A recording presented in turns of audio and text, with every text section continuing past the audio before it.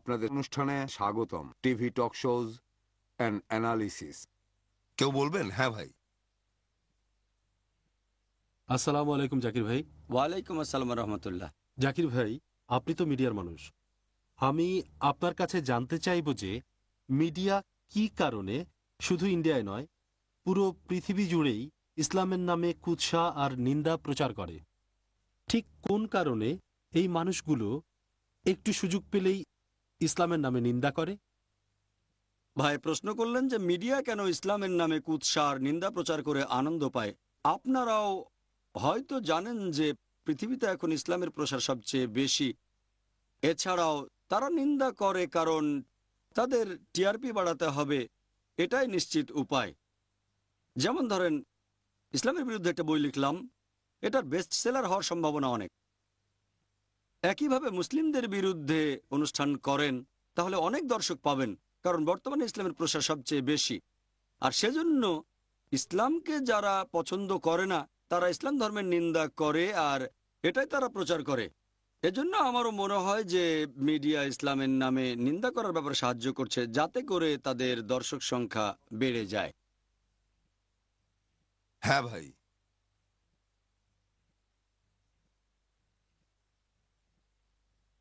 আসসালামু আলাইকুম। ওয়ালাইকুম আসসালাম রহমতুল্লাহ। শাহরুখ খান একজন মুসলিম হিসেবে গর্ববোধ করেন।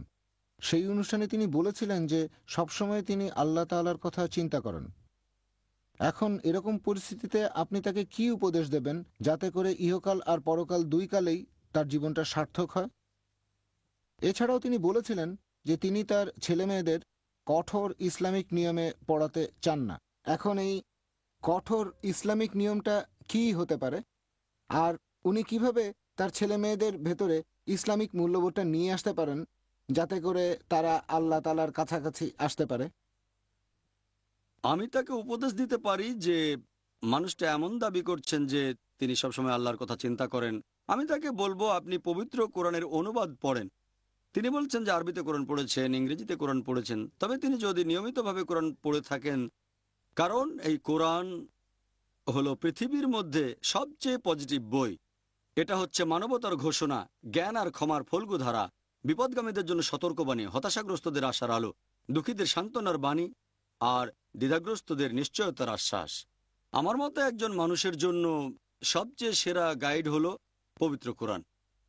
এরপর তিনি বললেন যে তার ছেলে মেয়েদের ইসলামিক স্কুলে পাঠাতে চান, তার ছেলে মেয়েদের ইসলামের উপর শিক্ষা দিতে চান। তবে তিনি বিশেষ করে কিছু মুসলিমের ব্যাপারে অস্বস্তি বোধ করেন।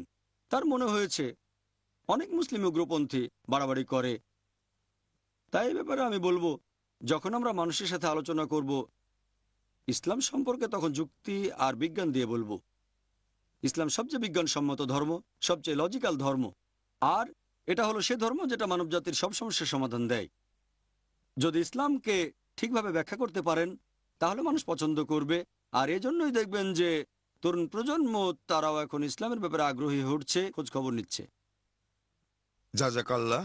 এবারে একটা নেগেটিভ মন্তব্য পড়ছি।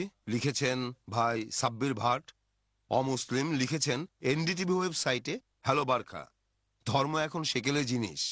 জাকির নায়কের মতো বিরক্তকর জিনিসকে এই অনুষ্ঠানে আনলেন কেন? সূরা নম্বর, আয়াত নম্বর। আমি মাপ চাই, এই লোকটা নিজে কিছুই চিন্তা করতে পারে না। এর ফলে রেকর্ড করা কথা পাঠালেই চলতো। আমরা মানুষ জাতি তো এখন ইতিহাস আর ধর্মকে পেছনে ফেলে সামনের দিকে এগিয়ে যাব। এ থেকে শিক্ষা নেবেন, পেছনে যাবেন কেন? এগুলো দেখে আপনি আধুনিক হওয়া শিখবেন।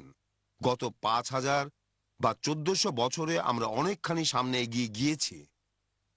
এই লোকগুলো আমাদের পেছনে নিচ্ছে কেন? আমার অবাক লেগেছে যে শাহরুখ নিজেকে মুসলিম বলে পরিচয় দিচ্ছেন। সরি, আমার হাসি পেয়েছে।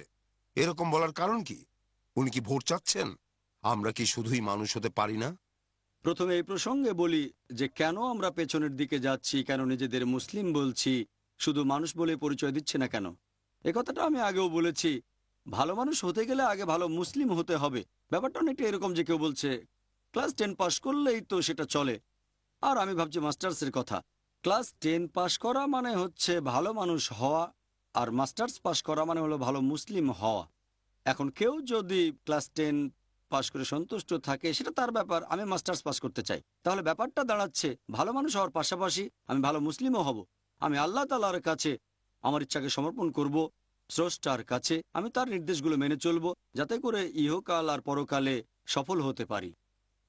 আবারও আমরা দর্শকদের প্রশ্নে ফিরে যাচ্ছি। আমাদের প্রশ্নটা যে এই টক শোর হতে হবে এমন না। আমি জানি এটা নতুন ঘটনা, একেবারে রিসেন্ট আর প্রাসঙ্গিক। এনডিটিভির সেই অনুষ্ঠানটা। টিভি টক শো নিয়ে অন্য কোনো প্রশ্ন থাকলে আপনারা করতে পারেন, যে কোনো ভাই। হ্যাঁ ভাই। আপনি সবসময়ই বলেন মুসলিমদের জানা উচিত কিভাবে মিডিয়ায় কথা বলতে হবে। আমরা দেখি যে মুসলিম সেলিব্রিটি আর স্পোর্টসম্যানরা প্রায়ই মিডিয়াতে আসে। আপনি এসব মুসলিমদের জন্য কি উপদেশ দেবেন? কারণ তারা মনে করে ইনশাল্লাহ মাশাল্লাহ বললেই সব হয়ে গেল, তাই তারা বলে ইনশাল্লাহ মাশাল্লাহ আর খুব গর্ববোধ করে। এইসব মুসলিম যারা মিডিয়ায় আসে তাদের উদ্দেশ্যে আপনি কি বলবেন? যেসব মুসলিমরা স্পোর্টসম্যান বা সেলিব্রিটি মিডিয়ায় কথা বলেন, আমি বলবো তাদের এই সুযোগটা নেওয়া উচিত। এখানেই তারা আল্লাহ সুবহানাহু ওয়া তাআলার কথাগুলো প্রচার করতে পারেন। এখন এই কাজটা ভালোভাবে করতে হবে, কারণ সেই মুসলিম যদি স্পোর্টসম্যান বা সেলিব্রিটি হয়, তার অনেক অমুসলিম ভক্ত থাকতে পারে। এটা একটা ভালো সুযোগ আল্লাহ তাআলার বাণী প্রচার করার জন্য। যেমন ইসলামের শিক্ষা তার জীবনে কিভাবে কাজে লেগেছে, আর তিনি যদি নিয়ম মানা মুসলিম হন তাহলে অবশ্যই এটা করবেন। দুর্ভাগ্যজনকভাবে দেখতে পাই যে বেশিরভাগ মুসলিম সেলিব্রিটি, হোক কোনো স্পোর্টসম্যান অথবা হোক কোনো অভিনেতা, দুর্ভাগ্যজনকভাবে তারা ইসলাম থেকে দূরে সরে থাকে। এটা ইসলাম সম্পর্কে একটা নেগেটিভ ধারণা তৈরি করে। যদি তারা কোরআনের আদেশগুলো মানেন আর ইসলামের কাছাকাছি আসেন, ইনশাল্লাহ খুব তাড়াতাড়ি তারাও দেখবেন ইসলাম প্রচারে সফল হচ্ছেন। আবারও ওয়েবসাইটের কয়েকটা মন্তব্য পড়ে শোনাচ্ছি। জাভেদ শেখ লিখেছেন, একটা কথা বলি, শাহরুখ যে কোরআন বা হাদিস থেকে কিছু বলতে পারেননি সেজন্য তাকে কোনো দোষ দেব না। তিনি তো স্বীকার করেছেন যে তিনি নিয়ম মানা মুসলিম নন, তাকে আরো বেশি নিয়ম মেনে চলতে হবে। আর তিনি স্বীকার করেছেন যে আমাদের এখন জাকির নায়েকের মতো একজন বিশেষজ্ঞ প্রয়োজন। তিনি ওলেমা আর বিশেষজ্ঞদের শ্রদ্ধা করেন। এইভাবে একজন ভালো মুসলিম হওয়ার জন্য তিনি জিহাদ করে যাচ্ছেন। তিনি কবির খান বা সোহা আলী খানের মতো আমাদেরকে অপমান করেননি। তিনি বেশ ভদ্রভাবেই কথা বলেছেন।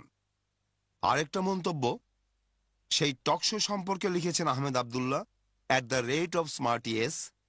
যদি আপনি বিস্তারিতভাবে দেখেন আর একটু রিসার্চ করেন তাহলেই বুঝতে পারবেন 9/11 হলো আমেরিকার পলিটিশিয়ানদের বানানো একটা পরিকল্পিত হত্যাযজ্ঞ। আমেরিকার 200-রও বেশি ইঞ্জিনিয়ার এবং আর্কিটেক্ট এটা প্রমাণ করেছেন। আর ফারেনহাইট বা 9/11-এর মতো ডকুমেন্টারিতেও এটা দেখানো হয়েছে। এজন্য দেখতে পারেন www.911myths.com। টিভি চ্যানেল বা পেপারের খবর দেখেই বিশ্বাস করবেন না, কারণ তাদের হয়তো একটা প্ল্যাটফর্ম আছে, তবে মাথাটা খাটাবেন আপনি নিজেই। এরপর জয়নাব আহমেদ লিখেছেন, সবচেয়ে খারাপ লেগেছে যখন ডক্টর জাকির নায়েক কথা বলতে গেলেন, সবাই তাকে আক্রমণ করলো, তারপর তারা নিজেরাই কথা বলতে লাগলো। আমার মতে বিন লাদেনের প্রসঙ্গটা আসাই উচিত ছিল না। তারা উদ্দেশ্যমূলকভাবেই প্রসঙ্গটা এনেছে। আমি ডক্টর জাকিরকে অনুরোধ করব এই প্রসঙ্গে কিছু বলার এ ব্যাপারে জন্য। আগেই বলেছি, বারখা দত্ত হোমওয়ার্ক করেছিলেন। তিনি আমার মতামত জানতেন, এমন না যে তিনি এই উত্তরগুলো আশা করেননি। তিনি উত্তরগুলো জানতেন, বেশ ভালোভাবে জানতেন, তবে এটাও জানতেন যে আমাকে থামিয়ে দিতে পারবেন আর তিনি আমাকে ব্যাখ্যা করার সুযোগ দেবেন না। তিনি ভালোভাবেই হোমওয়ার্ক করে এসেছিলেন আর আমিও প্রশ্ন জানতাম। আমি আরো কিছু দর্শকদের মন্তব্য পড়ে শোনাচ্ছি। শাহবাজ সিদ্দিকী লিখেছেন, আসল কথা হলো তারা ডক্টর জাকিরকে ডেকেছে টিআরপি বাড়ানোর জন্য। সেই অনুষ্ঠানের উইথ দ্য পিপল আপনারা কি একমত? দর্শকদের কাছে তিনি জানতে চেয়েছেন। তারপর বিন আব্দুল্লাহ লিখেছেন, তারা ডক্টর জাকিরের সাথে যাই করুক, মাশাআল্লাহ তিনি যথেষ্ট শান্ত ছিলেন। আল্লাহ তাকে এই ধৈর্যের জন্য পুরস্কৃত করবেন। শাহবাজ সিদ্দিকী বলেছেন, তাকে খুব কম সুযোগ দেওয়া হয়েছে আর প্রত্যেকবার কথা বলার সময় বাধা দেওয়া হয়েছে। যারা কথা বলেছে তারা এই সম্পর্কে কিছুই জানে না। ইন্ডিয়ার মিডিয়ার লজ্জা পাওয়া উচিত, এরা অপরাধী, সন্ত্রাসীদের মতোই। আমরা এবারে ডক্টর জাকিরের কাছে জানতে চাইব, দর্শকরা এসব মন্তব্য করেছেন, তাদের কাছে ব্যাপারটা খারাপ লেগেছে, বিরক্ত হয়েছেন। মিডিয়ার এই ব্যবহার তাদের ভালো লাগেনি। আমরা সেখানে আসলে মুসলিম স্টিরিওটাইপিং এর ব্যাপারটা ঠিকমতো বুঝতে পারিনি। যারা অনুষ্ঠানটা দেখেছেন তাদের অনেকেই এটা দেখে কোনো উপসংহারে আসতে পারবেন না। তাই আমি এখন ডক্টর জাকির নায়েককে অনুরোধ করব এ ব্যাপারে কিছু বলার জন্য। বর্তমান পৃথিবীর সাথে তাল মেলানোর জন্য আমরা কি করতে পারি? টকশোর ব্যাপারে বলবো নাকি এই টপিকের উপর টক বলবো? শোটার ব্যাপারে আর এর উপসংহার সবশেষে এখানে আমরা কি বলতে পারি? টকশোর কথা যদি বলতে হয়, সেটা আগেও বলেছি যে বেশিরভাগ টকশোর একটা উদ্দেশ্য থাকে, আর তাদের বেশিরভাগই উদ্দেশ্য পূরণ করে। সেজন্য দর্শকরা প্যানেলিস্টদের আসল মতামতটা সেখানে জানতে পারেন না। হয়তো প্যানেলিস্টদের মধ্য থেকেই একজন তাদের পক্ষে কথা বলবেন। সেজন্য আমার ধারণা যে বেশিরভাগ টক শোই সত্যি কথাটা বলে না। তাই আমি টক শো জিনিসটার পক্ষপাতী নই। এই অনুষ্ঠানটা করছি দর্শকদের জানানোর জন্য যে টক শোর আড়ালে কি হয়, যাতে করে এর পরে তারা যদি কোনো টক শো দেখেন তাহলে এটা খেয়াল করবেন যে এই লোকগুলো কি সত্যি কথা বলছেন, নাকি মডারেটর তার ইচ্ছে মতো সবকিছু করছেন, নাকি প্রডিউসার অনুষ্ঠানটা এডিট করছেন। তাই আমার ধারণা যারা এই অনুষ্ঠানটা দেখবেন তারা কোনো টক শো দেখে সেটার সম্পর্কে মন্তব্য করার আগে একটু চিন্তা ভাবনা করবেন। আমাদের আলোচনা চলতে থাকবে। এখন একটা ছোট্ট বিরতি।